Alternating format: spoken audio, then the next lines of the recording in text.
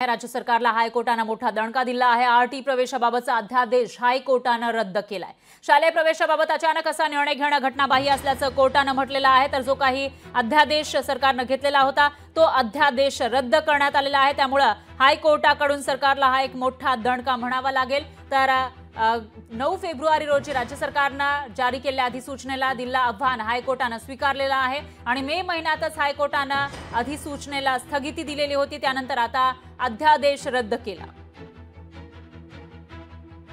पूर्वी असा एक निर्णय राज्य सरकारने झाला होता, पण त्याची अंमलबजावणी व्यवस्थित करता येत नाही आणि ते मॉनिटरही होत नाहीये, म्हणून राज्य सरकारने तो निर्णय घेतलेला असावा। आता त्याच्यावर हायकोर्टमध्ये काय झालं मला माहित नाही, पण आरटी मध्ये ज्या मुलांना ऍडमिशन दिली पाहिजे त्यांना ऍडमिशन देणं, ते मॉनिटर होणं असं होत नाहीये। ते डिफिकल्ट आहे मॉनिटर करायला। आमचं सरकार असतानाच आरटीच्या निर्णय झालेला होता, मला आठवतं 25% आरक्षण असावं वगैरे। पण त्यात आता काय झालेलं आहे की सरकारने हा निर्णय कोणाच्या मागणीवरून केलाय हे माहित नाही। लोकशाही मराठी ऐका, पहा, जागरूक रहा।